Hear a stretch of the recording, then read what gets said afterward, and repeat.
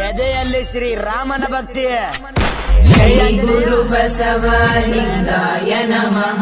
ಶ್ರೀ ಗುರು ಬಸವಲಿಂಗಾಯ ನಮಃ. ಇರೋದೊಂದು ಜೀವನ, ಹಿಂದೇನಾಯ್ತು ನೆನಪಿಲ್ಲ, ಮುಂದೇನಾಗುತ್ತೋ ಗೊತ್ತಿಲ್ಲ. ನಾವೇನ್ ತಿಂತೀವಿ, ಎಲ್ ಮಲಗ್ತೀವಿ ಎಲ್ಲ ಬರ್ದ್ಬಿಟ್ಟಿದ್ದಾನೆ. ಜಯ ಗುರು ಬಸವಣ್ಣ, ಜಯತು ಜಗದ್ಗುರು ಬಸವಣ್ಣ. ಜಯ ಗುರು ಬಸವಣ್ಣ, ಜಯತು ಜಗದ್ಗುರು ಬಸವಣ್ಣ. ಜಂಗಮರೂಪನಿ ಬಸವಣ್ಣ, ಜಗದೋದ್ಧಾರಕ ಬಸವಣ್ಣ. ಜಂಗಮರೂಪನಿ ಬಸವಣ್ಣ, ಹುಟ್ಟುವ ಮಗು ಅಳುತ್ತಾ ಈ ಭೂಮಿಗೆ ಬರ್ತದೆ. ಇಷ್ಟು ಜನ ನಾವು ಹುಟ್ಟಿ ಬಂದಿದ್ದೇವೆ, ಹಲವು ಮಕ್ಕಳು ಹುಟ್ಟಿ ಬರುವುದನ್ನು ನಾವು ನೋಡ್ತೇವೆ. ಯಾಕೆ ತಾಯಿಯ ಗರ್ಭದಿಂದ ಭೂಮಿಗೆ ಬರುವ ಮಗು ಅಳುತ್ತಾ ಹುಟ್ಟುತ್ತದೆ? ಏನು ಪಡಿಬೇಕು ಅಂತದು ಅಳುತ್ತದೆ. ಈ ಭೂಮಿಯನ್ನು ಬಿಟ್ಟು ಹೋಗುವಾಗ ಆ ವ್ಯಕ್ತಿ, ಈ ಭೂಮಿಯನ್ನು ಬಿಟ್ಟು ಹೋಗುವ ವ್ಯಕ್ತಿನೂ ಅಳ್ತಾನೆ, ಅಳ್ಕೊಂತ ಹೋಗ್ತಾನೆ. ಹುಟ್ಟುವ ಮಗುವೂ ಅಳುತ್ತದೆ, ಭೂಮಿಗೆ ಬರುವ ಮಗುವೂ ಅಳುತ್ತದೆ, ಭೂಮಿಯನ್ನು ಬಿಟ್ಟು ಹೋಗುವ ವ್ಯಕ್ತಿನೂ ಅಳ್ಕೊಂತ ಹೋಗ್ತಾನೆ. ಭೂಮಿಗೆ ಬರುವ ಮಗು ಅಳ್ತಾ ಬಂತಲ್ಲ, ಅದು ಯಾಕೆ ಅಳ್ಕೊಂತ ಬಂತು? ಈ ಭೂಮಿಯನ್ನು ಬಿಟ್ಟು ಹೋಗುವ ಮನುಷ್ಯ ಅಳ್ಕೊಂತ ಹೊಂಟನಲ್ಲ, ಅವ ಯಾಕೆ ಅಳಕತ್ತಾನ? ಭೂಮಿಗೆ ಬಂದ ಮಗುವು ಅಳಕತ್ತೈತಿ, ಏನು ಪಡಿಬೇಕಂತ ಮಗು ಅಳಕತ್ತೈತಿ. ಮತ್ತು ಈ ಭೂಮಿಯನ್ನು ಬಿಟ್ಟು ಹೋಗುವ ಮನುಷ್ಯ ಏನನ್ನು ಇಲ್ಲಿ ಕಳ್ಕೊಂಡಿನಿ ಅಂತ ಅವ ಅಳಕತ್ತಾನ. ಒಂದು ಮಗುವಿನ ಬಯಕೆ ಅದು ಅಳಾಕತ್ತೈತಿ, ಏನು ಪಡ್ಕೋಬೇಕಂತದು ಅಳಾಕತ್ತೈತಿ ಅಂದ್ರ ಸಂತೋಷ. ಒಬ್ಬ ವ್ಯಕ್ತಿ ಜಗತ್ತನ್ನು ಬಿಟ್ಟು ಹೋಗುವಾಗ ಅಳಾಕತ್ತಿದ್ ಯಾಕಂದ್ರೆ ಏನು ಕಳ್ಕೊಂಡಿದ್ದ ಕಳಕತ್ತಾನಂದ್ರೆ ಸಂತೋಷ ಕಳ್ಕೊಂಡನ, ಅದೇ ಪಡಿಲಿಲ್ಲ ಅಂತ ಅವನು ಅಳಾಕತ್ತಾನ. ಮನುಷ್ಯ ಹುಟ್ಟಿನಿಂದ ಸಾಯಿವರೆಗೆ ನಾವೆಲ್ಲ ಬಯಸುವುದು, ನಮ್ಮ ಇಚ್ಛೆ, ಪರಮ ಗುರಿ ಏನು ಅಂದ್ರೆ ನಮಗೆ ದುಃಖ ಇರಬಾರ್ದು, ನಾವೆಲ್ಲ ಸಂತೋಷವಾಗಿ ಬದುಕಬೇಕಂತ. ನಮ್ಮೆಲ್ಲರ ಅಪೇಕ್ಷೆ ಅದೇ ಅದಾವಿಲ್ಲ, ನಾವೆಲ್ಲರೂ ಸಂತೋಷವಾಗಿರಬೇಕು ಅಂತ. ಸಂತೋಷವಾಗಿರ್ಲಿಕ್ಕೆ ಏನು ಬೇಕು ಮನುಷ್ಯನಿಗೆ? ಉಣ್ಲಿಕ್ಕೆ ಅನ್ನ ಬೇಕು, ಉಡ್ಲಿಕ್ಕೆ ಅರಿವೆ ಬೇಕು, ಇರಲಿಕ್ಕೆ ಆಶ್ರಯ ಬೇಕು. ಇಷ್ಟೇ ಇದ್ರೆ ಸಂತೋಷವಾಗಿರ್ಲಿಕ್ಕೆ ಸಾಧ್ಯ ಇಲ್ಲ. ಅನ್ನ ಬೇಕು, ಆಶ್ರಯ ಬೇಕು, ಅರಿವೆ ಬೇಕು. ಇಷ್ಟೇ ಇದ್ರೆ ಸಂತೋಷವಾಗಿರ್ಲಿಕ್ಕೆ ಸಾಧ್ಯ ಇಲ್ಲ ಮನುಷ್ಯ. ಅನ್ನ, ಆಶ್ರಯ, ಅರಿವೆಯ ಜೊತೆ ಹೇಗೆ ಬದುಕಬೇಕು ಭೂಮಿಯ ಮೇಲೆನ್ನುವ ಅರಿವು ಬೇಕು, ಅಂದಾಗ ಅವ ಸಂತೋಷವಾಗಿರ್ಲಿಕ್ಕೆ ಸಾಧ್ಯ ಇದೆ. ಅರಿವು ಇಲ್ಲದೆ ಇಲ್ಲಿ ಸಂತೋಷವಾಗಿ ಬದುಕಲಿಕ್ಕೆ ಸಾಧ್ಯ ಇಲ್ಲ. ನೀವು ಅನ್ಬಹುದು, ಒಬ್ಬ ಅರಿವುಳ್ಳಂಥ ವ್ಯಕ್ತಿ, ಪ್ರಜ್ಞೆ, ಅರಿವು, ವಿಚಾರ, ಜ್ಞಾನ ಬದುಕಿನಲ್ಲಿ ಸಂತೋಷ ಕೊಡ್ತದೆ. ಭಗವದ್ಗೀತೆ ನಮಗೆ ಕೊಡ್ತಕ್ಕಂಥ ಮುಖ್ಯ ಒಂದು ಉದ್ದೇಶ, ಒಂದು ಸಂದೇಶ ಏನು ಅಂತಂದ್ರೆ, ಮನುಷ್ಯನಿಗೆ ಕೆಲವು ತೊಂದರೆಗಳು ಉಂಟಾಗುತ್ತೆ. ಆಗ ಮೊದಲು ಏನ್ ಮಾಡಬೇಕು ಅಂತ ಕೇಳಬೇಕು. ಯಾಕೆ ಅದು ಪ್ರಶ್ನೆ ಬಂತು ಅಂತಂದ್ರೆ, ಯಾವಾಗ ಮೈಂಡು ತೊಂದರೆ ಕೊಡುತ್ತೋ ಆ ಸಂದರ್ಭದಲ್ಲಿ ಅವನು ತಪ್ಪುಗಳನ್ನ ಮಾಡ್ತಾನೆ ಅಂತ ಅನ್ನೋದನ್ನ. ಯಾಕದ್ ಬರುತ್ತೆ ಅನ್ನೋದಕ್ಕೆ ಬಂದ್ರೆ, ತಪ್ಪು ಯಾವಾಗ ಆಗುತ್ತೆ ಅನ್ನೋ ಮೂಲಭೂತಕ್ಕೆ ಹೋಗ್ಬೇಕು. ಅಪರಾಧ ಯಾವಾಗ ಆಗುತ್ತೆ ಅಂತ ಹೇಳಿದೆ, ಹೆಣ್ಣು ಮಣ್ಣು ಇದೆಲ್ಲ ಹೇಳಿದೆ. ಅದಕ್ಕೆ ಸ್ಪಷ್ಟವಾಗಿ ಉಲ್ಲೇಖ ಇದೆ. 2ನೇ ಅಧ್ಯಾಯದಲ್ಲಿ 62ನೇ ಶ್ಲೋಕ ಮತ್ತು 63ನೇ ಶ್ಲೋಕ, ಇವೆರಡು ಕೂಡ ಬಹಳ ಮುಖ್ಯವಾಗಿರ್ತಕ್ಕಂಥದ್ದು. When somebody looks at the criminal jurisprudence. ಅದಕ್ಕೆ ನಾನು ಹೇಳಿದೆ, ಭಗವದ್ಗೀತೆನಲ್ಲಿ ಏನಿದೆ ಏನಿಲ್ಲ ಅಂತ ಹುಡುಕಿದ್ರೆ ಎಲ್ಲವೂ ಇದೆ, ಸರ್ವವ್ಯಾಪಿ ಅದು. ಅದನ್ನು ಏನು ಅನ್ನೋದನ್ನು ನೋಡುವಂಥ ಸಂದರ್ಭದಲ್ಲಿ ನಾನು ಶ್ಲೋಕ ಎಲ್ಲ ಹೇಳಕ್ ಹೋಗೋದಿಲ್ಲ, ಅದು ತಮಗೆಲ್ಲ ಗೊತ್ತಿರುತ್ತೆ. 2:62, 2:63 ಅಂತ ಇಟ್ಕೊಂಡ್ಬಿಡ್ತೀನಿ. ಅದನ್ನು ಹೇಳೋ ಅಂಥ ಸಂದರ್ಭದಲ್ಲಿ ಜಾಯತೋ ವಿಷಯಾನ್ ಅಂತ ಮೊದಲನೇದು, ಕ್ರೋಧಾದ್ಭವತಿ ಅಂತ ಎರಡನೇದು. ಇವೆರಡು ಶ್ಲೋಕಗಳನ್ನ ಬಲ್ಲವರು ತಿಳ್ಕೊಳ್ಳಿ. ಎಲ್ಲ ಸಾಧಾರಣ ಎಲ್ಲ ಪುಸ್ತಕಗಳಲ್ಲಿ ಇದರ ಒಂದು ತಾತ್ಪರ್ಯವನ್ನು ಕೊಟ್ಟಿದ್ದಾರೆ. ವಿಶೇಷವಾಗಿ ನಮ್ಮ ಎಲ್ಲ ಯಾರ್ಯಾರೋ ಇದನ್ನು ಭಗವದ್ಗೀತೆಯನ್ನು ಅಭ್ಯಾಸ ಮಾಡಿದ್ರು, ನಮ್ಮ ಗುರುಗಳಾದಿಯಾಗಿ ಪ್ರತಿಯೊಬ್ಬರೂ ಕೂಡ ಅದರ ಒಂದು ವಿಶೇಷತೆಯನ್ನು, ಪಾರಮ್ಯವನ್ನು ಮೆರೆದಿದ್ದಾರೆ. ವಿಶ್ವೇಶತೀರ್ಥರ ಗೀತಾ ಸಾರೋದ್ಧಾರ ಇರ್ಬೋದು, ಈಗ ತಾನೇ ನನಗೆ ಕೊಟ್ಟಂಥ ಗುರುಗಳ ಒಂದು ಕೃತಿಗಳಿರ್ಬೋದು, ಇದರಲ್ಲೆಲ್ಲ ಅದರ ಬಗ್ಗೆ ವಿಶೇಷವಾದ ಗಮನವನ್ನು ವಹಿಸಬೇಕಾಗಿದೆ. ಯಾವುದಾದ್ರೂ ಒಂದು ವಿಷಯ ನನಗೆ ಬೇಕು ಬೇಕು ಬೇಕು ಬೇಕು ಅಂತ ಚಿಂತಿಸ್ತಿದ್ರೆ come what may I want to possess ಅಂತಾಗುತ್ತೆ. ರಾವಣನ ಕೇಸ್ನಲ್ಲಿ ಅದೇ ಆಗಿದ್ದು, ದುರ್ಯೋಧನನ ಕೇಸ್ನಲ್ಲಿ ಅದೇ ಆಗಿದ್ದು, ಕರ್ಣ ಅದೇ ಆಸೆ ಪಟ್ಟಿದ್ದು. ಬೇಡದ ವಸ್ತುಗೆ, ನನಗೆ ಸಿಕ್ಕದ ವಸ್ತುಗೆ, ದಕ್ಕದ ವಸ್ತುಗೆ ತೊಂದರೆ ಪಟ್ಟರು. ಶಿವರಾಜ್ ಪಾಟೀಲ್ ಅವರು ಒಂದು ಕಡೆ ಹೇಳ್ತಾರೆ, ಇದು ಬಸವಣ್ಣ ಅವರ ವಚನನೇ, ಬಾರದು ಬಪ್ಪದು, ಬಪ್ಪದು ತಪ್ಪದು ಅಂತ. What is destined to you, it will definitely come to you. What is not in your destiny, it won't come to you, come what may ಅಂತ. ಅದನ್ನು ತಿಳ್ಕೊಳ್ಬೇಕಾದ್ರೆ ಬೇಕಾಗಿರ್ತಕ್ಕಂಥ ಮನಸ್ಥಿತಿ ಹೇಗಿರಬೇಕು ಅಂತ. ಆವಾಗ ಏನಾಗ್ತಾನೆ, ಅದನ್ನ ಆಸಕ್ತಿ ಉಂಟಾದಾಗ ಏನಕ್ಕೇನ ಪ್ರಕರಣ ಅದನ್ನ ತಗೊಂಡ್ಬಿಡ್ಬೇಕು ಅಂತಾನೆ. ಅದು ಕೇವಲ ವಸ್ತುಗೆ ಮಾತ್ರ ಆಗಬಾರ್ದು, ಪದವಿಗಳಿರಬಹುದು. ಮೊನ್ನೆ ತೂರ ನಾನು ಕೋರ್ಟ್ನಲ್ಲಿ ಒಂದು ಕೇಸಿನಲ್ಲಿ ಶಿಕ್ಷೆ ಕೊಟ್ಟೆ. ನಿಮ್ಮ ಪ್ರಶ್ನೆಗೆ ನೇರವಾದ ಉತ್ತರ ಅದು. ಆತ ಟೀಚರ್ ಕೆಲಸಕ್ಕೆ ಅಪ್ಲೈ ಮಾಡಿದ್ದಾನೆ, ಬೇಕಾದಂತ ನಂಬರ್ ಬಂದಿಲ್ಲ. ಅದಕ್ಕೊಂದು ಫೇಕ್ ಮಾರ್ಕ್ಸ್ ಕಾರ್ಡ್ನ ತಯಾರು ಮಾಡ್ತಾನೆ. ಆ ಫೇಕ್ ಮಾರ್ಕ್ಸ್ ಕಾರ್ಡ್ ಕೊಟ್ಬಿಟ್ಟು ಒಂದು ಮೋಸದಿಂದ ಒಂದು ಟೀಚರ್ ಕೆಲಸವನ್ನ ಗಿಟ್ಟಿಸ್ಕೋತಾನೆ. ಯೋಚನೆ ಮಾಡಿ, ಮುಂದೆ ಅವನು ಟೀಚರ್ ಆಗ್ಬಿಟ್ಟಿದ್ರೆ ಅವನ ಕಡೆ ಬರೋ ಹುಡುಗರೆಲ್ಲ ಏನಾಗಬೇಕು ಅಂತ. ಕಾರಣಾಂತರದಿಂದ ಅವನು ಅಲ್ಲೆಲ್ಲೋ ಹಳೆ ಮೈಸೂರಿನ ಭಾಗದಿಂದ ಶಿವಮೊಗ್ಗದ ಕಡೆಗೆಲ್ಲೋ ಟ್ರಾನ್ಸ್ಫರ್ ತಗೋತಾನೆ. ಟ್ರಾನ್ಸ್ಫರ್ ಆರ್ಡರ್ ಫೇಕೆ, ಇದೆಲ್ಲ ಮಾಡ್ತಾನೆ. ಮಾಡಾದ್ಮೇಲೆ ಗೊತ್ತಾಗುತ್ತೆ, ಅವನ ಮೇಲೆ ಕೇಸ್ ರಿಜಿಸ್ಟರ್ ಆಗುತ್ತೆ, ಓಡಿಸ್ಬೇಕು ಅಂತ ಬರುತ್ತೆ, ಎಲ್ಲ ಮಾಡುತ್ತೆ. ಆ ಸಂದರ್ಭದಲ್ಲಿ ಅವನಿಗೊಂದು ಕೇಸ್ ರಿಜಿಸ್ಟರ್ ಮಾಡ್ತಾರೆ, ಅರೆಸ್ಟ್ ಆಗ್ತಾನೆ, ಎಲ್ಲ ಹೇಳ್ತಾರೆ, ಮತ್ತೊಂದು ಮಾಡ್ತಾರೆ, ಕೇಳ್ತಾರೆ. ಆ ನಂತರದಲ್ಲಿ ಆ ಕೇಸ್ನೊಳಗಡೆಗೆ ಕೆಳಗಡೆ ಕೋರ್ಟ್ನಲ್ಲಿ ಶಿಕ್ಷೆ ಆಗುತ್ತೆ, ಅದ್ರ ಮೇಲ್ಗಡೆ ಇರತಕ್ಕಂಥ ಡಿಸ್ಟಿಕ್ ಕೋರ್ಟಲ್ಲೂ ಶಿಕ್ಷೆ ಆಗುತ್ತೆ. ಈಗ ನನ್ನ ಹತ್ರಕ್ಕೆ ಬಂದಿದೆ. ಈಗ ನನ್ಗೆ ಅವನಿಗೆ ಸಮರ್ಪಕವಾದ ಶಿಕ್ಷೆ ಏನು ಅನ್ನೋದು ಪ್ರಶ್ನೆ ಬಂತು. ಬಹಳ ಮನಸ್ಸಿನಲ್ಲಿ ಯೋಚನೆ ಆಗುತ್ತೆ ಇಂಥದ್ದೆಲ್ಲ ಬಂದಾಗ. ನಮ್ಮ ಕ್ರಿಮಿನಲ್ ಜೂರಿಸ್ಪ್ರುಡೆನ್ಸ್ನಲ್ಲಿ ಮತ್ತೆ ನಮ್ಮ ಶಾಸ್ತ್ರಗಳಲ್ಲಿ ಇದರಲ್ಲೆಲ್ಲ ಇರತಕ್ಕಂಥ ಒಂದು ಸಿಲ್ವರ್ ಲೈನ್ ಇದೆ. ಆ ಸಿಲ್ವರ್ ಲೈನ್ ಏನು ಅಂದ್ರೆ, ಯಾರು ಪಾಪ ಕೃತ್ಯವನ್ನ ಮಾಡ್ತಾರೋ ಆ ಪಾಪ ಕೃತ್ಯ ಮಾಡಿದವನನ್ನ ನೀನು ದ್ವೇಷಿಸಬೇಡ ಅಂತ ಹೇಳ್ತಾರೆ. ಇದೇ ಜರಾಸಂಧ ಎಷ್ಟು ಸರ್ತಿ ಕೃಷ್ಣನ ಮೇಲೆ ಏರಿ ಬರ್ತಾನೆ. ಭಾಗವತದ ನೋಡಿದವ್ರಿಗೆಲ್ಲ ಗೊತ್ತಾಗುತ್ತೆ, 23 ಸರ್ತಿ ಬಿಟ್ಟಿದ್ದಾನೆ ಕೃಷ್ಣ.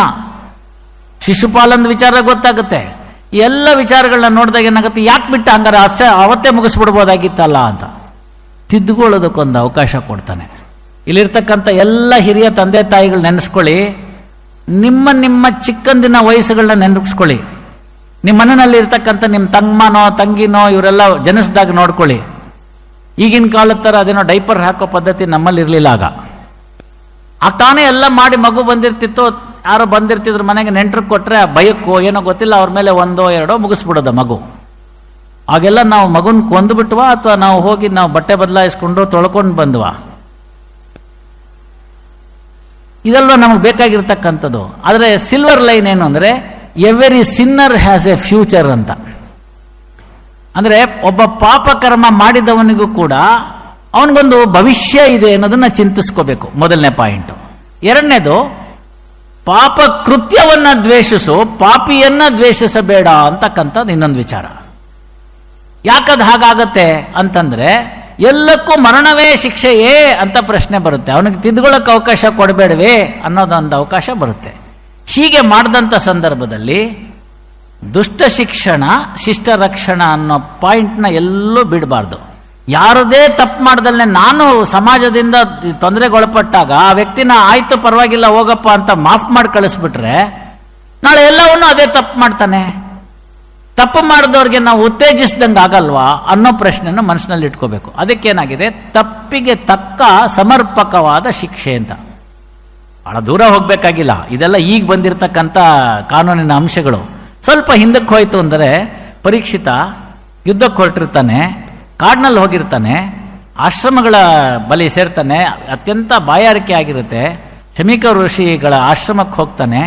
ಅಲ್ಲಿ ಅವರು ಸಮಾಧಿ ಸ್ಥಿತಿನಲ್ಲಿ ಇರ್ತಾರೆ. ನೀರು ಕೇಳ್ತಾನೆ, ಅವ್ರಿಗೆ ಕಿವಿ ಕೇಳಿಸೋದಿಲ್ಲ, ಕಣ್ಣು ತೆಗೆಯೋದಿಲ್ಲ, ಕೋಪ ಬರುತ್ತೆ. ಮೊದಲೇ ಬಾಯಾರಿ ಬಂದವನು ಅಲ್ಲೇ ಸತ್ತೋಗಿರ್ತಕ್ಕಂಥ ಒಂದು ಹಾವನ್ನು ಅವ್ರ ಕುತ್ತಿಗೆಗೆ ಹಾಕ್ಬಿಡ್ತಾನೆ. ಹಾಕ್ಬಿಟ್ಟು ನೀನು ಸತ್ತಿದ ಹೆಣದ ಥರ ಇದೆ, ನಿನಗಿದೇ ಭೂಷಣ ಅಂತ ಹೇಳಿ ಬೈದ್ಬಿಟ್ಟು ಹೊಟ್ಟೋಗ್ತಾನೆ, ಶಪಿಸ್ಬಿಟ್ಟು. ಪರೀಕ್ಷಿತ ಮುಂದಕ್ಕೆ ಹೊಟ್ಟೋಗ್ತಾನೆ.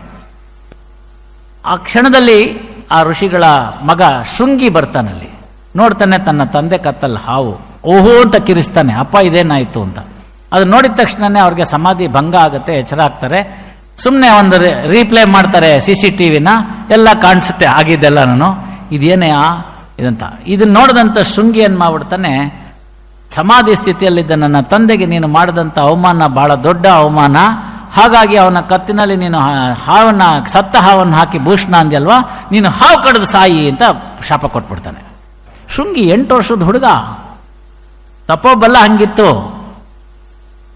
ಈ ನೀವು ಉತ್ತರ ಕೊರಿಯಾದಲ್ಲ ಅವನ ಹತ್ರ ಇದೆಯಲ್ಲ ಅಣುಬಾಂಬು, ಅದನ್ನ ಹಾಕ್ಬಿಟ್ಟಂಗೆ ಹಾಕ್ಬಿಟ್ಟ ಅವನು. ಏನ್ ಮಾಡೋದೀಗ, ಏನ್ ಮಾಡೋದು ಅವಾಗ ನಾವು? ಇದನ್ನ ಇವಾಗ ನೋಡದಂತ ಗೊತ್ತಾಗತ್ತೆ, ಇವನು ಮಾಡಿದ ತಪ್ಪನ್ನು ಅರಿವಾಗತ್ತೆ. ಪರೀಕ್ಷಿತ ಬಂದು ಪರಪರಿಯಾಗಿ ಹೇಳ್ತಾನೆ, ಗುರುಗಳೇ ನಾನು ಮಾಡಿದಂಥ ತಪ್ಪಾಯ್ತು ಅಂತ. ಶಮೀಕ ಋಷಿಗಳಿಗೆ ಆ ಪಾಪವನ್ನ ಮೈನಸ್ ಮಾಡ್ತಕ್ಕಂಥ ಪವರ್ ಗೊತ್ತಿರುತ್ತೆ. ಆಂಟಿ ನ್ಯೂಕ್ಲಿಯರ್ ಬಾಂಬ್ ಅವ್ರ ಹತ್ರ ಇತ್ತು. ಪರೀಕ್ಷಿತ ಹೇಳ್ತಾನೆ, ನಾ ತಪ್ಪು ಮಾಡಿದ್ದೀನಿ, ಒಬ್ಬ ನಿರಪರಾಧಿಗೆ, ಸಮಾಧಿ ಸ್ಥಿತಿಯಲ್ಲಿದ್ದಂಥ ವ್ಯಕ್ತಿಗೆ ರಾಜನಾದವನನ್ನು ನಾನು ಮಾಡಿದಂಥ ಘೋರ ಪಾಪ, ನನ್ನ ಈ ದೃಷ್ಟಿಯಿಂದ ಇಡೀ ಪ್ರಪಂಚಕ್ಕೆ ಬುದ್ಧಿ ಬರಲಿ, ಇಂಥದ್ದು ಯಾರನ್ನಾರು ನಿರಪರಾಧಿಗೆ ಕೊಟ್ಟಂತ ಶಿಕ್ಷೆ ಅದು ಕೊನೆಗೆ ವಾಪಸ್ ಹೆಂಗೆ ಬರುತ್ತೆ ಅಂತ ಅಂದ್ಬಿಟ್ಟು ನೋಡ್ಲಿ ಅಂತ ಅಂದ್ಬಿಟ್ಟು ನಾನು ಈ ಪಾಪವನ್ನ, ಈ ಶಾಪವನ್ನ ತೆಗೆದುಕೊತೀನಿ, ಅದು ನನಗೆ ಒಳ್ಳೇದಾಗ್ಲಿ, ನೀವು ದಯವಿಟ್ಟು ಶೃಂಗಿಗೆ ಹೇಳಿ ಅದನ್ನು ವಾಪಸ್ ತೆಗೆಸೋದು ಬೇಡ ಅಂತ. ಈಗ ಸಮರ್ಪಕವಾದ ಶಿಕ್ಷೆ ಯಾವುದು ಅಂತ ನೀವು ಕೇಳಿದ್ರೆ, ಆಫ್ಟರ್ ಆಲ್ ಒಂದು ಸತ್ತೋಗಿರೋ ಹಾವನ್ನ ಹಾಕ್ದ ಸರ್, ಅದಕ್ಕೆ ಒಂದು ಮರಣದಂಡನೆ ಶಿಕ್ಷೆನಾ ಅಂತ ಇಲ್ಲಿರೋರೆಲ್ಲ ಒಪ್ತೀರಿ. ಆದರೆ ಪರೀಕ್ಷಿತಂಗೆ ಗೊತ್ತಾಗಿತ್ತು ನಾನು ಮಾಡಿದ ಪಾಪ ಅಂತ. ಅದಕ್ಕೆ ಸಮರ್ಪಕವಾದ ಶಿಕ್ಷೆ ಯಾವುದು ಅಂತ ಕೇಳಬೇಕಾಗಿದ್ದಂತ. ಶೃಂಗಿ ಕೊಟ್ಟಿದ್ದು ಅತಿ ಆಯಿತು ಅಂತ ಹೇಳಿ ಎಲ್ಲ ವ್ಯಾಖ್ಯಾನಕಾರರು ಹೇಳ್ತಾರೆ.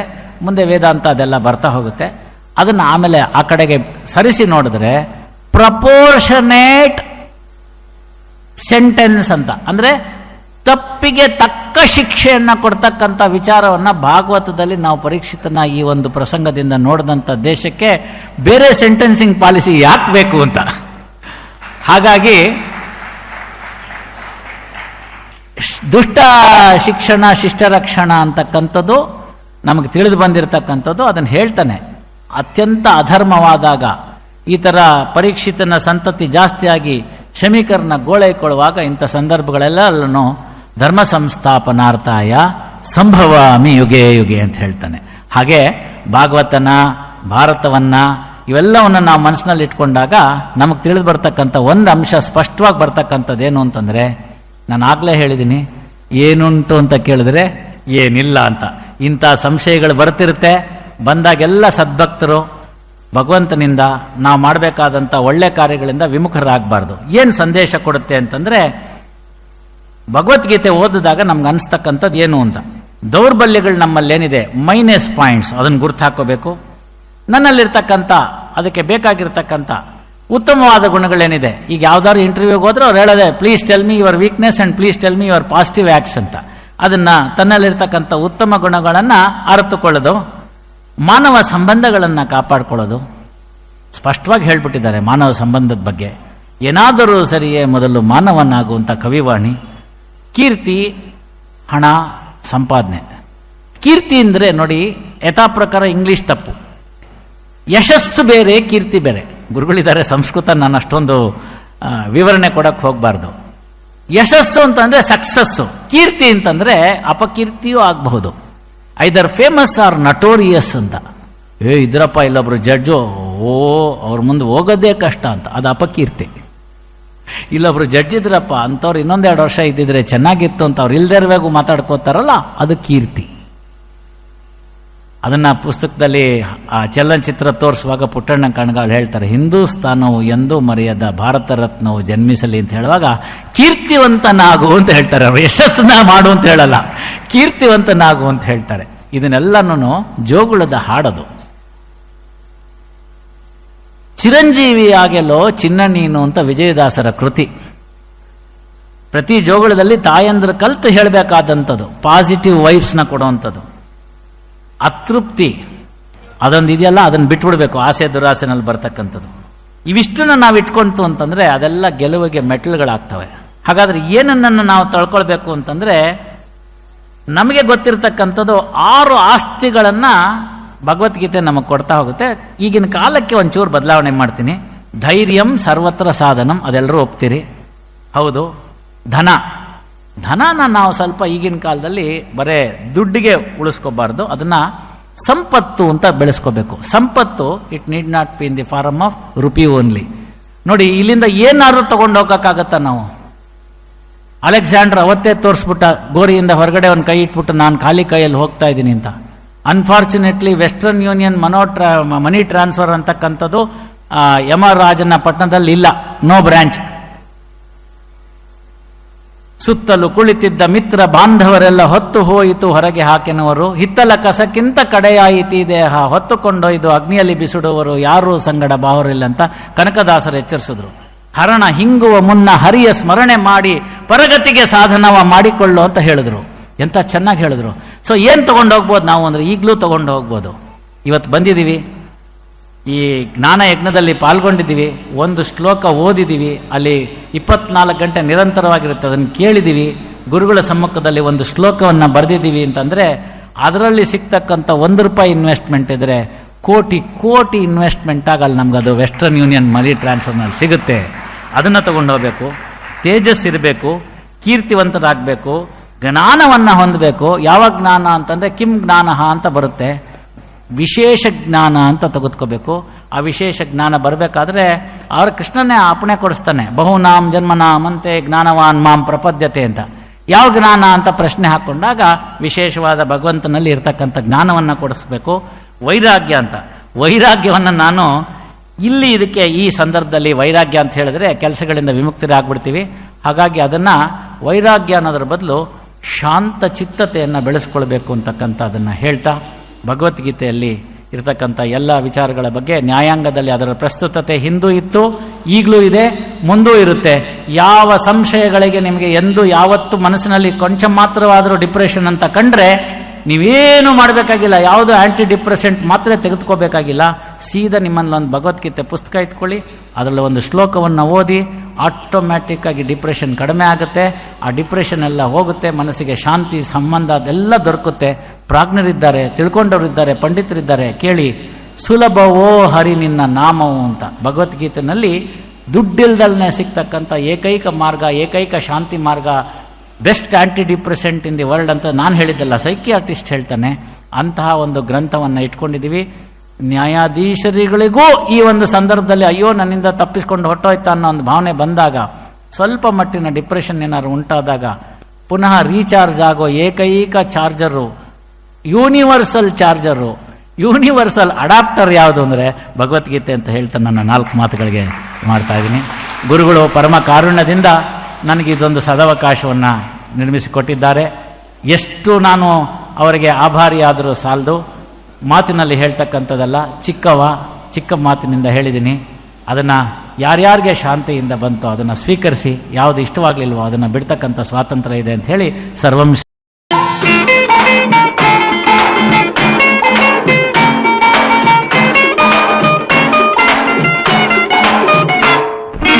ಕೈ ಕೆಸರಾದರೆ ಬಾಯಿ ಮೊಸರೆಂಬ ಹಿರಿಯರ ಅನುಭವ ಸತ್ಯ, ಇದ ನೆನಪಿಡಬೇಕು ನಿತ್ಯ.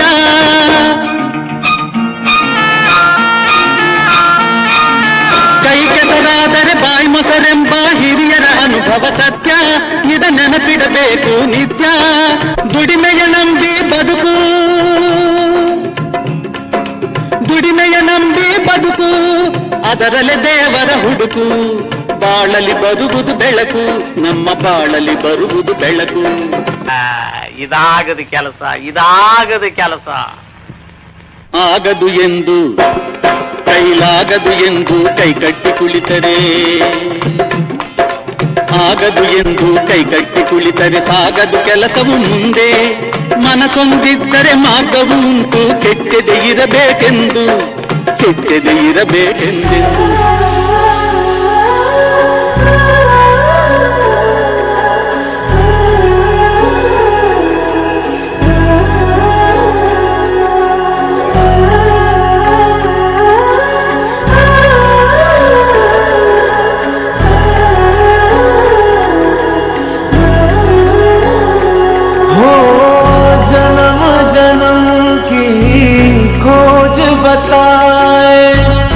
राम से चल के राम पे आए, प्रेम कोई और न जाने, राम से रूठे राम से माने, राम सिया की करुण कहानी, एक है चंदन ಇವತ್ತೇ ಮೊದಲು ಇವತ್ತೇ ಕೊನೆ, ನಿನ್ನ ಪುಣ್ಯದ ಪ್ರಸಾದ ಉಂಡ ಮೇಲೆ ನಮಗೆ ತಿಳುವಳಿಕೆ ಬಂದದ. ಶರಣಬಸಪ್ಪ, ಇವತ್ತಿನಿಂದ ನಾವು ಕಳತನ ಮಾಡೋದು ಬಿಟ್ಟಿವಿ. ಕಳ್ಳ ಕಾಕ ಜನರ ಕರೆದು ಬುದ್ಧಿ ಹೇಳಿದಿ, ಭಕ್ತಿವಂತರ ಮಾಡಿ ಉದ್ಧರಿಸಿದಿ. ಎಂತ ಶಕ್ತಿಯಪ್ಪ ಶರಣ ಬಸವಣ್ಣ, ಎಂತ ಶಕ್ತಿಯಪ್ಪ ಶರಣ ಬಸವಣ್ಣ, ನೀ ನಿಂತ ನೆಲವು ಕೈಲಾಸಾಗಿ ಬೆಳಗುತ್ತಿರುವುದು ಶರಣ, ನಿಂತ ನೆಲವು ಕೈಲಾಸಾಗಿ ಬೆಳಗುತ್ತಿರುವುದು. ನಾನು ಹುಟ್ಟಿದಾಗ ಅಳೋದು ಬಿಟ್ರೆ ಇನ್ನೇನು ಬರಲ್ಲ. ಅಶಕ್ತವಾದಂಥ ಜೀವ, ಪುಟ್ಟ ಮಗು, ಹುಟ್ಟಿದಂಥ ಮಗು ಅಳೋದು ಬಿಟ್ರೆ ಇನ್ನೇನು ಬರುತ್ತೆ ಅದಕ್ಕೆ. ಆದರೆ ಬೆಳೀತಾ ಬೆಳೀತಾ ಅಮ್ಮನಿಂದ ಅಪ್ಪನಿಂದ ಮನೆಯಲ್ಲಿ ಇದ್ದಂಥ ಹಿರಿಯರಿಂದ ಶಾಲೆ ಕಾಲೇಜು ಯೂನಿವರ್ಸಿಟಿ ಸಮಾಜದಿಂದ ಪಡ್ಕೊಂಡು 30 ವರ್ಷ ಆಗೋ ಹೊತ್ತಿಗೆ ಒಂದು ಸುಸಂಸ್ಕೃತ ವ್ಯಕ್ತಿಯಾಗಿ ನಿಂತ್ಕೊಳ್ಳುತ್ತೆ ಅಲ್ಲ. ಆ ಬಲೂನ್ ಹೇಗೆ ನೀರನ್ನು ಪಡ್ಕೊಂಡು ದೊಡ್ಡದಾಯ್ತೋ ಹಾಗೆ ಸಮಾಜದಿಂದ ಪಡ್ಕೊಂಡು ನನ್ನ ಜೀವನೂ ದೊಡ್ಡದಾಯ್ತು. ಈ ಕಲ್ಪನೆ ಮಾಡ್ಕೊಳ್ಳಿ ಸ್ನೇಹಿತರೆ, ನಲ್ಲಿ ಹಾಗೆ ತಿರುಗಿಸಿಟ್ಟಿದ್ರೆ ಏನಾಗ್ತಿತ್ತು? ಬಲೂನ್ ಒಡೆದು ಹೋಗ್ತಾ ಇತ್ತು, ಪಟ್ ಅಂತ ನೀರು ಬಂದು ಜಾಸ್ತಿಯಾಗಿ ಒಡೆದು ಹೋಗ್ತಾ ಇತ್ತು. ಇವನು ತೂತು ಮಾಡಿರೋದ್ರಿಂದ ಬಲೂನ್ ಹೊಡಿತಾ ಇಲ್ಲ. ಈಗ ನಲ್ಲಿ ನೀರು ಬಲೂನಲ್ಲಿ ಬರ್ತಾ ಇದೆ, ಬಲೂನ್ ನೀರು ಹೊರಗೆ ಬರ್ತಾ ಇದೆ. ಹೀಗಾಗಿ ಬಲೂನ್ ಉಳಿಕೆ ಕಾರಣ ಆಯ್ತದು. ಅವನು ತೂತು ಮಾಡದೆ ಹೋಗಿದ್ರೆ ಬಲೂನ್ ಒಡೆದು ಹೋಗ್ತಾ ಇತ್ತು. ನಾವು ಹಾಗೆ ಅಲ್ವಾ? ನಮಗೊಂದು 100 ಮುಖ ಇದಾವಲ್ಲ. ಯಾರಿಗೋ ಗಂಡ ಆಗಿದ್ದೀನಿ, ಯಾರಿಗೋ ಸ್ನೇಹಿತ ಆಗಿದ್ದೀನಿ, ಯಾರಿಗೋ ಬಾಸ್ ಆಗಿದ್ದೀನಿ, ಯಾರಿಗೋ ಅಸಿಸ್ಟೆಂಟ್ ಆಗಿದ್ದೀನಿ ಅಲ್ವಾ. ಎಷ್ಟೊಂದು ಮುಖಗಳಿದ್ದಾವೆ ನನಗೆ. ಆ ಮುಖಗಳ ಮೂಲಕ ನಾ ಸಮಾಜಕ್ಕೆ ಏನಾದರೂ ಕೊಡ್ತಾ ಇದ್ರೆ, ಆ ಬಲೂನ್ ತೂತಿಂದ ಹೆಂಗೆ ಕೊಡ್ತದೋ ಹಾಗೆ ಕೊಟ್ಟರೆ ನನ್ನ ಜೀವನ ಭದ್ರ ಆಗತ್ತೆ. ಕೊಡೋದ್ರಿಂದ ನನ್ನ ಜೀವನ ಅಶಕ್ತ ಆಗೋಲ್ಲ, ಕೊಡೋದ್ರಿಂದಾನೇ ಜೀವನ ಭದ್ರ ಆಗೋದು. ದಯವಿಟ್ಟು ಹೇಳಿಕೆ ಸ್ವಾಮಿದ್ರೆ, ಶಬರಿನ ಎದಕ್ಕೆ ನೆನೆಸ್ತೀವಿ ನಾವು? ರಾಮಾಯಣದಲ್ಲಿ ರಾಮನಿಂದ ಏನಾದರೂ ಅಪೇಕ್ಷೆ ಮಾಡಿದ್ಲಾಕೆ? ರಾಮನಿಗೆ ಬೋರೆ ಹಣ್ಣು ಕೊಟ್ಟವಳಾಕೆ.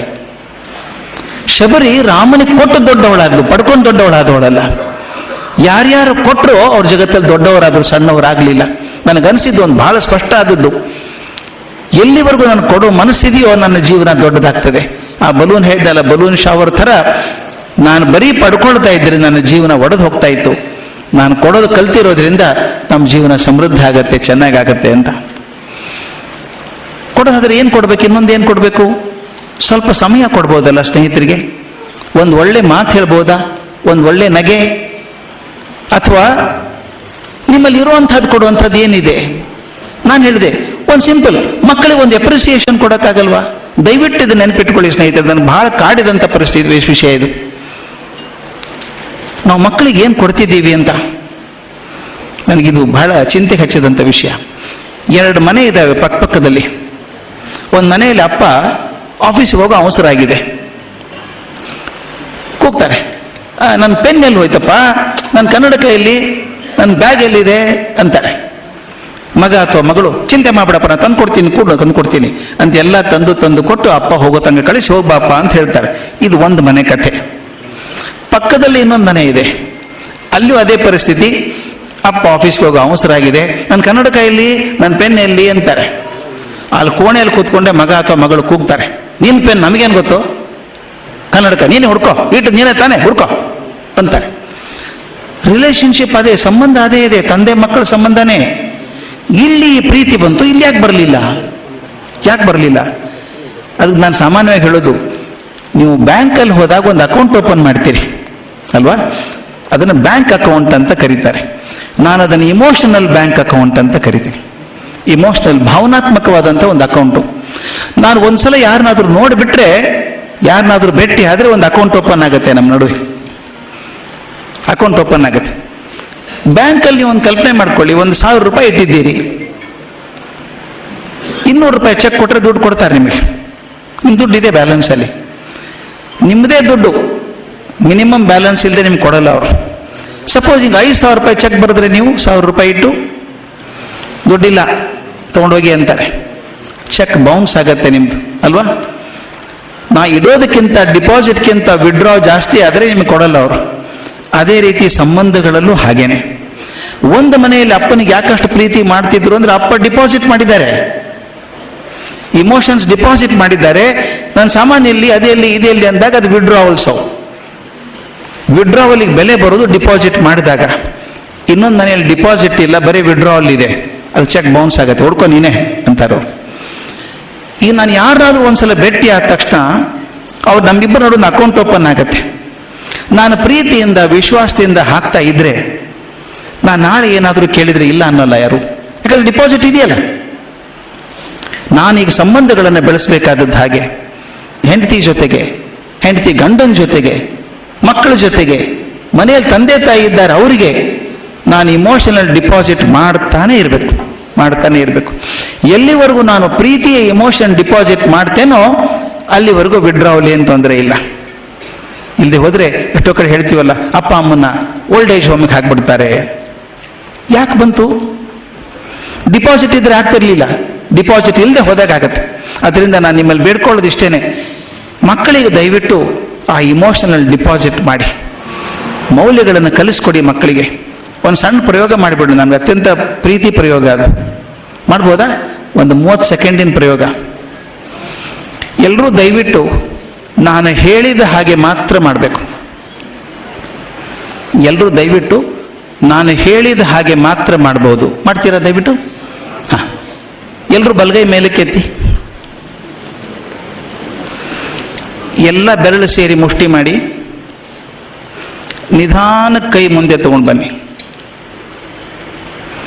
ಈಗ ನಿಮ್ಮ ತೋರು ಬೆರಳನ್ನು ಮಾತ್ರ ಚಾಚಿ, ಎಲ್ಲ ಬೆರಳು ಬೇಡ, ತೋರು ಬೆರಳನ್ನು ಮಾತ್ರ ಚಾಚಿ. ಈಗ ತಕ್ಷಣ ಚಾಚಿದ ಬೆರಳನ್ನು ಎಡೆ ಕೆನ್ನೆ ಮೇಲೆ ಇಟ್ಕೊಂಡ್ಬಿಡಿ. ಎಲ್ಲಿಟ್ಟಿದ್ದೀರಿ ನೋಡ್ಕೊಳ್ಳಿ. ನಾನು ಎಡೆ ಕೆನ್ನೆ ಮೇಲೆ ಇಟ್ಕೊಳ್ಳಿ ಎಂದಿದ್ದೆ. ಕೆನ್ನೆ ಯಾವುದು ಗದ್ದ ಯಾವುದು ಗೊತ್ತಿಲ್ವ ನಮಗೆ? ಇಲ್ಲಿ ನೋಡ್ತಾ ಇದ್ದೆ ನಾನು, ನಿಮ್ಮ ಕಡೆ ಮುಖ ಮಾಡಿ ನಿಂತಿರೋದ್ರಿಂದ ಬಹಳಷ್ಟು ಜನ ಇಲ್ಲೇ ಇಟ್ಕೊಂಡ್ರು. ಏನು ತಕರಾರಿಲ್ಲ, ಪ್ರಪಂಚದಾದ್ಯಂತ ಎಲ್ಲ ಹಿಂಗೆ ಆಗೋದು, ಏನು ವಿಷಯ ಹಂಗಾಗಲಿಲ್ಲ. ಯಾಕೆ ಹಿಂಗೆ ಬಂದೆ? ದಯವಿಟ್ಟು ನಾನು ಹೇಳಿದ ಹಾಗೆ ಮಾತ್ರ ಮಾಡಿ ಅಂತ ಹೇಳಿದ್ದೆ, ನಾನು ಮಾಡಿದ ಹಾಗೆ ಮಾಡಿ ಅಂತ ಹೇಳಲಿಲ್ಲ. ಆದರೆ ಬಹಳಷ್ಟು ಜನ ನಾನು ಮಾಡಿದ ಹಾಗೆ ಮಾಡಿದರು. ದಯವಿಟ್ಟು ತಿಳ್ಕೊಳ್ಳಿ, ನೀವು ಹೇಳಿದ್ದ ಮೌಲ್ಯ ಅಲ್ಲ, ಮಾಡಿದ್ದ ಮೌಲ್ಯ. ಅದ್ಭುತವಾಗಿ ಮಾತಾಡ್ಬೋದು, ನಾವು ಏನೇನೋ ಮಾತಾಡ್ಬೋದು. ವೇದಮೂರ್ತಿಗಳು ಹೇಳಿದರು, ಅದ್ಭುತವಾಗಿ ಮಾತಾಡ್ಬೋದು, ಏನು ಚಂದ ಮಾತಾಡ್ಬೋದು, ಆದರೆ ಬದುಕೋಕ್ಕಾಗತ್ತ ಹಾಗೆ? ನಿಮ್ಮ ಮಕ್ಕಳು ನಿಮ್ಮನ್ನು ಚೆನ್ನಾಗಿ ಗಮನಿಸ್ತಿರ್ತಾರೆ, ಭಾಳ ಹುಷಾರಾಗಿರ್ಬೇಕು. ನಾವು ಬಹಳ ಗಮನಿಸ್ತಾರೆ. ಅಪ್ಪ ಅಮ್ಮ ನಾವು ಜೋರಾಗಿ ಹೇಳ್ಕೊತೀವಿ, ಇವನ್ನ ಹುಟ್ಟಿದಾಗನೇ ನೋಡಿದ್ದೀನಿ, ಇವನು ನಾನು ಗೊತ್ತಿಲ್ಲ ನನಗಿವನು ಅಂತೀವಿ. ಆ ಹುಡುಗನು ಹೇಳ್ತಾನೆ, ನಾನು ಹುಟ್ಟಿದಾಗ ನಿಮ್ಮನ್ನೇ ನೋಡ್ತಾ ಇದ್ದೀನಿ ಅಂತ. ಮತ್ತು ಇನ್ನೊಂದು, ನಿಮ್ಗಿಂತ ಜಾಸ್ತಿ ತೀಕ್ಷ್ಣವಾಗಿ ನೋಡಿದ್ದ ನಿಮ್ಮನ್ನು ಅವನು, ಯಾಕಂದ್ರೆ ನಿಮ್ಗೆ ಬೇರೆ ಬೇರೆ ಕೆಲಸ ಇತ್ತು, ಅವಾಗ ಅದೊಂದೇ ಕೆಲಸ ಆಗಿತ್ತು ನೋಡೋದು. ಆದ್ದರಿಂದ ನಾನು ಮೌಲ್ಯಗಳನ್ನು ಕಲಿಸುವಾಗ ಹೇಗೆ ಕಲಿಸ್ತೀನಿ? ಅಪ್ಪ ಮನೆಗೆ ಬರ್ತಾರೆ, ಮಗನಿಗೆ ಹೇಳ್ತಾರೆ, ಏ ಮಗನೇ ಸುಳ್ಳು ಹೇಳಬಾರ್ದು. ಹ್ಞೂ ಅಪ್ಪ ಅಂತಾನವನು. ಅಪ್ಪ ಟಿ ವಿ ನೋಡ್ತಾ ಇದ್ದಾರೆ, ಮೊಬೈಲ್ ಫೋನ್ ಸಪ್ಪಳಾಗುತ್ತೆ, ಅವ್ರು ತಗೊಳ್ಳೋ ಮನಸ್ಸಿಲ್ಲ. ಹೆಂಡತಿ ಹೇಳ್ತಾರೆ, ಇಲ್ಲ ಅಂತ ಹೇಳ್ಬಿಡು, ಮಲ್ಕೊಂಡಿದ್ದಾರೆ ಅಂತ ಹೇಳ್ಬಿಡು. ಆ ಹುಡುಗ ನೋಡಿದ, ಈಗ ತಾನೇ ಅಪ್ಪ ಏನು ಹೇಳಿದ್ರು, ಸುಳ್ಳು ಹೇಳಬಾರ್ದು ಅಂದರು. ಈಗ ತಾನಷ್ಟೇ ಸುಳ್ಳು ಹೇಳೋದಲ್ಲ, ಅಮ್ಮನ ಕಡೆಯಿಂದ ಸುಳ್ಳು ಹೇಳಿಸ್ತಾರೆ. ಇದೇ ಥರ ಒಂದು 5-6 ಸಲ ಆದರೆ ಹುಡುಗನ ಖಾತ್ರಿ ಆಗತ್ತೆ, ಫೋನಲ್ಲಿ ಸುಳ್ಳು ಹೇಳಿದ್ರೆ ಏನು ತಪ್ಪಲ್ಲ. ಅವನು SSLC ಮುಗಿಸಿ ಕಾಲೇಜಿಗೆ ಬರ್ತಾನೆ, ಅವಾಗೊಂದು ಮೊಬೈಲ್ ಕೊಡಿಸ್ತೀರಿ ನೀವು. ಅವನು ಕ್ಲಾಸ್ ತಪ್ಪಿಸಿ ಹೊರಗೆಲ್ಲೋ ತಿರುಗಾಡ್ತಾ ಇರ್ತಾನೆ. ಅಪ್ಪ ಫೋನ್ ಮಾಡ್ತಾರೆ, ಎಲ್ಲಿದ್ದೀಯೋ ಮಗನೇ ಅಂತ ಕೇಳ್ತಾರೆ. ಆ ಹುಡುಗ ಹೇಳ್ತಾನೆ, ಅಪ್ಪ ಸ್ಪೆಷಲ್ ಕ್ಲಾಸ್ ನಡೀತಾ ಇದೆ, ಆಮೇಲೆ ಫೋನ್ ಮಾಡ್ತೀನಿ ನಿನಗೆ ಅಂತಾನೆ. ಅವನು ಸುಳ್ಳು ಹೇಳೋದು ಕಲಿಸಿದವ್ರು ಯಾರು? ನಾವೇ ತಾನೆ. ಮಕ್ಕಳು ನೀವು ಹೇಳಿದ್ದನ್ನು ಖಂಡಿತ ನಂಬಲ್ಲ, ಆದರೆ ಮಾಡಿದ್ದನ್ನು ನಂಬ್ತಾರೆ. ನಾನು ಹೇಗಿರ್ತೀನೋ ಹಾಗಿರ್ತಾರೆ. ನೀವು ಮನೆಯಲ್ಲಿ ವಾತಾವರಣ ಹೇಗೆ ಸೃಷ್ಟಿ ಮಾಡ್ತೀರಿ ಅನ್ನೋದ್ರ ಮೇಲೆ ಮಕ್ಕಳು ಬೆಳೀತಾರೆ. ಅದು ಕೊಡೋದು ದೊಡ್ಡ ಕಾಣಿಕೆ ಅದು.